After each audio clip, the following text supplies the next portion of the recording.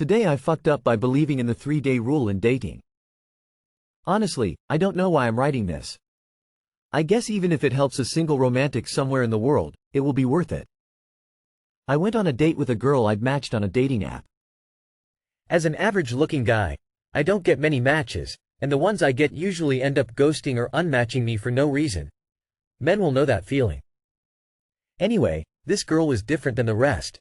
We matched, talked for a few hours, and decided to go on a date the very next day, a surprise but a welcome one. The next day comes, and we meet and share a bottle of wine, a few awkward moments in the beginning, but that's understandable for a first date. Overall, it was a pleasant date, and I thought she shared the same sentiment. We part ways, and my fuck-up commences. I liked her enough to send a message in the next few hours, but decided to consult some of my friends and sleep on it first. Everyone gives a different advice, and I decide to follow the 3-day rule in dating, thinking that giving her too much attention too soon would scare her off. For those who don't know the 3-day rule, it's waiting at least 3 days to text or call a girl after the first date. I wound up caving in and messaging her a day later. Told her that I had a plan for our 4th date. We talked about our upcoming 2nd and 3rd dates, half jokingly. She seemed very offended about me not texting her for a full day after our date. I tried to explain that I was swamped at work and only had very short windows of opportunity to text and waited until I'm fully available to talk. I apologized twice and expressed my willingness to go on another date. She sent me a few cold messages and finally unmatched me. We could have been really good together, but I decided to follow a stupid rule and not my heart. Because of that, maybe I've missed a beautiful chance at love, who knows? Everyone is different, and they have different feelings and opinions about dating, but I've learned that I should follow my heart from now on, and I suggest every hopeless romantic out there do the same thing. Too long did not read. Went on a date with a beautiful girl and had a lovely time, but instead of following my heart and texting her as soon as possible, I decided to wait 3 days. She thought I didn't care for her, unmatched me. Curious, how old are you? I am in my 30s and people our age don't really care for those games anymore. I am sure she would have appreciated a "had a great time" text after you got home from your date. At the same time, she broke it off after only a day? A little strange on her part. Her logic is missing one point: she didn't text you either. Expecting the guy to text first is stupid. If you like someone, you send them a message, you don't get offended because they didn't send you one. Here's a new rule. It's called "you like her, you call her." Ted Mosby. I can see being disappointed in your not reaching out sooner, but to refuse to listen to your reasoning and or acknowledge that she too could have reached out feels like a pretty big red flag to me. So, maybe this isn't a bad thing. Giphy. US0RC9RCP0SEH9T, downsized. Classic Schmosby. Today I fucked up by eating whipped cream. Yesterday, my family and I stopped at a high-end, semi-famous bakery. I got my favorite thing there, a huge almond croissant, so good that will stop your heart. My favorite part is the almond extract-infused whipped cream. I ate half last night, then half for breakfast today. After I finished, I noticed a white and fluffy glob on my leg. I wasn't about to let any of that fabulous whipped cream go to waste, so I popped it in my mouth immediately. On a sadly related note, I'm being treated for bacterial vaginitis. It involves inserting a clear gel every night, which apparently oxidizes white. I spent the next 5 minutes crying and rinsing out my mouth. It did not taste like almond extract. TLDR. I am a gremlin who accidentally ate metronidazole gel after marinating it in a vaginal infection overnight. Jesus Christ, what a day to be literate. This is truly horrifying. Hopefully this doesn't put a damper on your future whipped cream cravings. Edit. For some reason it's only fitting OP's username is Hot Baseline. Nice swerve. I thought this was going to be about a guy eating his own cum, but it was not. The line between 4chan and Reddit gets blurrier every day. Wish we had one of those right now. Giphy. 5ZH1J8SUFLUJGI5T5D, downsized. Today I fucked up by trusting my girlfriend and ignoring all the red flags.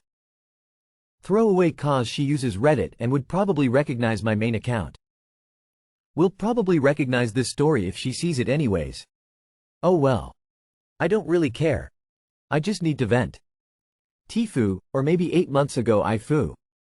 I began dating this girl 8 months ago. For context, I am 31, and she is 30, She seemed to be perfect to me.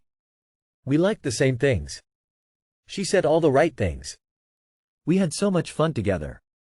She put as much effort into the dates as I did. The sex life was amazing. When I decided to date again, I knew I was looking for the one.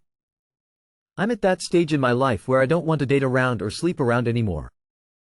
I was very honest about who I am, and what I am looking for. I felt so comfortable with her. I opened up to her. I shared things with her I've never told anyone else.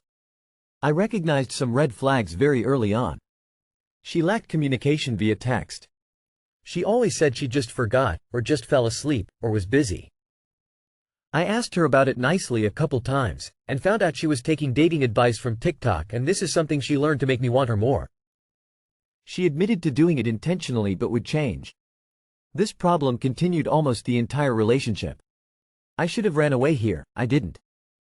She had many, mostly, guy friends around her age. Her other friends were a mix of immature 20-somethings from work.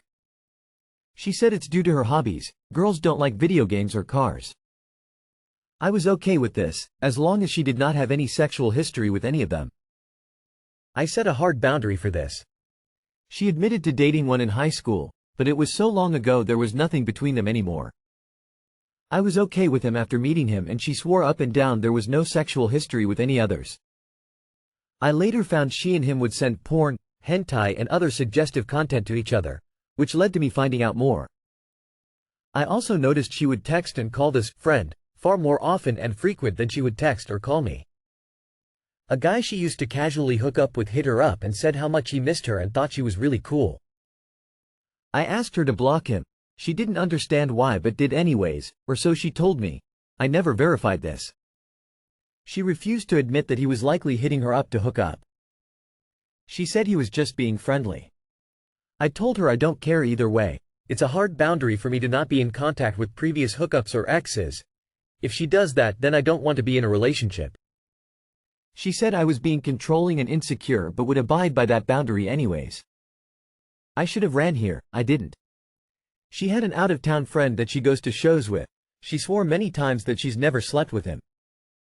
I had multiple conversations with her how I could tell that this dude was into her, and wanted to sleep with her.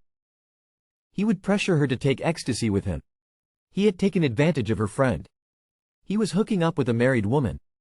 This guy was bad news and I knew it. She wanted to go out with him one night and I said I would trust her, just to text me when she got home. She never did. She swore to me that she just got too drunk and forgot. She invited me to the show they had planned with him and her the very next day, and he was clearly upset that I was there, and they had a blow-up fight and he went home. After I saw the inappropriate content with her other friend, I looked in her DMs, with her permission, and found out that she actually did have a sexual history with this person, and she lied to me about it. Multiple times. I still don't believe that she didn't sleep with him that night. She got too drunk and forgot to text me back. I broke up with her immediately upon finding this out, as I had also set a hard boundary about being honest, not lying to me. I probably could have found much more info, but what's the point? I had all I needed to know to break up. There were plenty more red flags. I found condoms in her backpack. She was so secretive with her phone. She would get texts from unsaved numbers and say I was just imagining it, nothing was there, and she never deletes anything. I was gaslit into believing her for 8 months and it made me feel horrible. I talked to my therapist constantly about this. She suggested I trust her as that's all I could do. I considered medication thinking I must be crazy. She promised me so many times she would never lie to me. She would never do anything to hurt me. She didn't want to ruin this relationship. She loved me so much. She was supposed to move in 3 weeks. We had future plans together. I feel relief being out of this relationship. It was pure torture mentally. I had never had trust issues in any previous relationship until this one. At the same time, I just wish I could talk to her again and work things out, but I know the trust is completely gone. It's an awful feeling. I wouldn't wish this on anyone. I suppose I dodged a bullet, but right now I feel like shit. Too long did not read. Today I fucked up by ignoring the red flags in my relationship, and finding out my girlfriend was lying to me about her sexual history with her guy friends in order to spend time with them. She was also sending and receiving hentai porn from one of these male friends, and may or may not have slept with one or multiple of them while we were together. Man, that's a tough spot to be in. It sucks when you trust someone and they just keep piling on the lies. You deserve way better. Why care if she sees this? She cheated on you. Get a new therapist, geez man. Jesus, that was a rough read because she really did a number on you, and it's understandable why you feel the way you do. Nothing she did was okay, and you are absolutely better without her in your life. If you ever say, I don't like X, so if this happens, I'll leave, and the other person calls you controlling for that, they are trying to manipulate you. Saying, you aren't allowed to do X would be controlling. Saying, you have to stay with me and not do X would be controlling. Saying, I have a boundary, so if you cross it, I will no longer be interested, is not controlling. It's good that you recognized the issues and took steps to protect yourself. It's okay to feel conflicted and hurt, but prioritizing your own well-being and learning from this situation will help you move forward. Today I fucked up by not ratting out my neighbor. I live in a U.S. state where marijuana is legal, but also live in an apartment complex that takes federal aid for a few units designated for low-income renters. A section in the lease forbids marijuana use on the property because if the feds somehow found out, the complex could lose those funds. On nice days like today, I like to spend time out on my deck reading. Occasionally, my downstairs neighbor will go out on her deck to take a couple hits from a pipe before ducking back into her apartment. I don't mind this as I'm a live and let live kind of guy. The problem is that our decks overlook a courtyard where the complex manager's office is located, and she has a nose like a bloodhound. 2 times, the manager came out right after my neighbor goes back inside, smelled the weed, and looked at me in an accusatory what the fuck manner. Both times I pointed in the other direction and said, they went that away, because mama didn't raise no snitch. This morning it happens again. The look on the manager's face dispelled any notion of using my now standard reply, so I just kept quiet and shrugged. She said, we'll be in touch, and went back in her office. Now I'm sitting here wondering what's gonna happen. The common denominator is me in her eyes, so I'm certain she thinks I'm the culprit.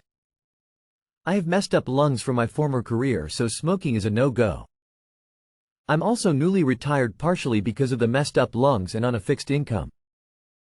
Getting evicted would suck as the complex is quiet, low crime, and about $500 less a month than other properties. Guess we'll see what happens. Too long did not read. I covered for my stoner neighbor and might now be accused of violating my lease.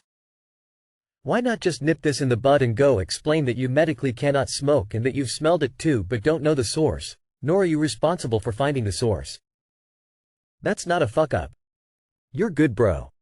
You have a medical condition that means you cannot smoke. You have papers for it, because you're getting assistance. You're good. At worst, you have a landlady who doesn't like you. Maybe let her know with a quick text, when they get in touch, lol. If I were you, I wouldn't agree to talk to the landlord over the phone or in person. Any correspondence with the landlord should be done with a paper trail, email or TXT. I'd give the manager a strong pimp hand slap if she tries to evict you. Oh wait. Sorry about that, you, weak_pimp_hand. Seriously though, give your neighbor a heads up.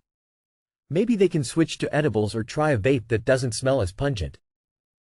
Why are you covering for a neighbor smoking near you when you have messed up lungs? You should complain about the weed smell and say it's coming from the office, but complain to corporate. Tell them your lungs can't take it.